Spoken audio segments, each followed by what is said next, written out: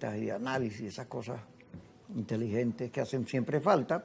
Estaba contando que viniendo para acá, para el canal, hay una tranca en Plaza Venezuela, pero yo venía distraído y me metí por ahí. Y, caramba, y se me va haciendo tarde, se me tranca todo, ya voy a llegar tarde, sufrimiento, y me tiro para dar la vuelta por el Teresa Carreño, pues. Me tiro por un huequito que hay ahí, paso la autopista y me tiro para acá. Y de repente se me paran unos motorizados, párate ahí, que venías en un canal y pasaste para el otro. Digo, yo vengo en el mismo canal. No, que rompiste una ley, el artículo, y tenemos que poner una multa y llevarte porque te van a hacer un curso. Y yo digo, mira, oye, es que tengo un programa en vivo, tenía que llegar tarde, temprano, y esa cosa me retrasó. Bueno, y empieza aquella cosa para matraquearlo a uno, ¿no? Entonces pero uno, tú sabes, que con policía no se discute. El que discuta con policía la va a perder siempre, nunca la va a ganar. Entonces yo, bueno, me dice, bueno, acompáñame. Y cuando me monto, me tiran los papeles y se fueron. Hicieron un giro y se fueron. Esto me ha pasado como 5 veces. Porque, ¿qué produce esta matanza? Diosdado en estos días se refirió a eso. Sí. Hoy sí. Se estaba refiriendo a eso. Cuando yo venía para acá, escuchando el programa, se estaba refiriendo a eso. Fíjate, ¿qué ocurre? Que este gobierno que es tan fuerte, tal cosa, que siempre la fortaleza, la fuerza.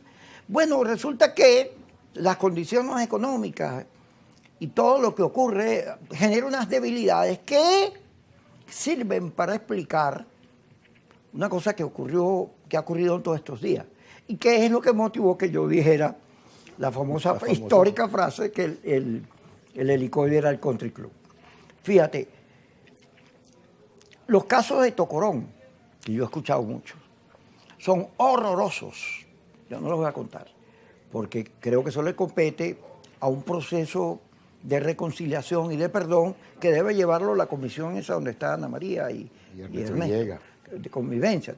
Ayer hicieron una cosa con unas computadoras, se sentaban ellos mismos a escuchar los cuentos.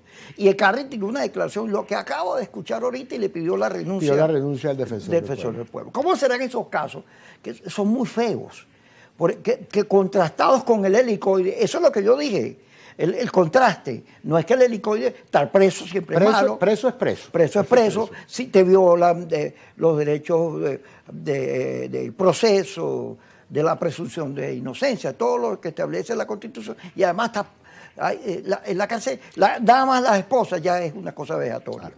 Entonces, pero yo no me quiero referir a eso cuando lo dije, sino al tema, imagínate una cárcel en Tocorón, unos señores que ganan poquito y agarran a alguien que no están cuidando, no son unos señores que salen en la televisión, sino un muchachito que vino a ver a la mamá. Y por alguna razón lo agarran en una cosa de estas, para no hacer el cuento largo, y lo meten allí y empiezan a darle con todo. Hay un maltrato perverso, no solo a él, sino a los que están allí. Una vejación de los derechos humanos, una falta de humanidad, porque al final también están matraqueando, ¿no? Hay un caso de José Elías Torres, el de la CTV, que él está preso y la familia va a un sitio de reclusión y empieza a llevarle la comida. Y va pasando el tiempo y resulta que no estaba ahí. Y la señora esposa le llevaba la comida y se comían la comida y no le decían nada. Y eso que parece una tontería, oye, pero...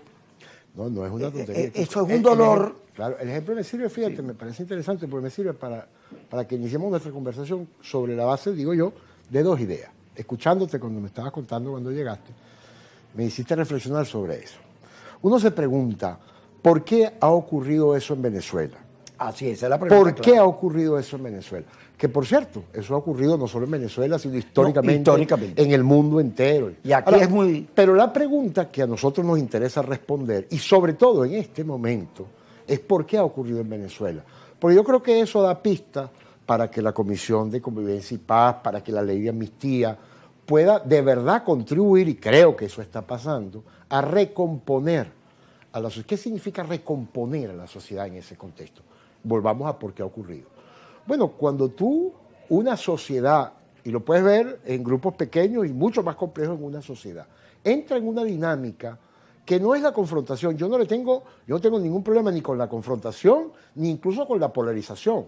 La política es confrontación y es polarización. La vida social es una permanente confrontación entre identidades, valores, expectativas. Y eso puede alcanzar niveles altos de confrontación. La humanidad inventó hace un tiempo un espacio, un esquema que lo llamamos sistema político, democracia, para que eso se diera en los canales del respeto a unas reglas mínimas. Luego el aporte de los derechos humanos, etc. Pero ¿por qué te pasa a ti eso o haces esa reflexión? Porque creo que nosotros, y por cierto, yo creo que es un proceso, yo lo ubico, un proceso que comienza en estos últimos 26 años. Yo creo que el deterioro que vivimos en los años 80, porque tú haces ese cuento hoy y te aseguro que si te vas para atrás, en los 80, cuando se hablaba de que estos zapatos tenían 4 muertos, también tenías un esquema igual. Bueno, es que más o menos era parecido los contextos. De Expediente Negro de José Vicente. El famoso Expediente Negro de José Vicente. Betancur y Leoni, que ahí hubo, claro. Había una guerra insurreccional. Exactamente. Nosotros afortunadamente, creo que no estamos en una guerra insurreccional, aunque creo que en momentos hemos estado cerca, creo que no lo estamos en este momento. Entonces, quizás es un buen momento para tratar de recomponer eso. ¿Qué significa recomponer? Entender que eso ocurre por la desestructuración institucional en la que entramos. Es decir, yo entiendo que hay gente que dice no se trata de reinstitucionalizar, y yo puedo estar de acuerdo con la frase, pero se trata de que la vida institucional encaje en un modelo de normalidad, que es lo que hemos perdido durante los últimos años, quizá de manera terrible. Yo lo ubico desde el 15 para acá, o desde el 14, cuando la salida, más allá de que anteriormente vivimos procesos de confrontación, yo creo que la confrontación y el debate son sanos. Lo que es terrible es la crispación social.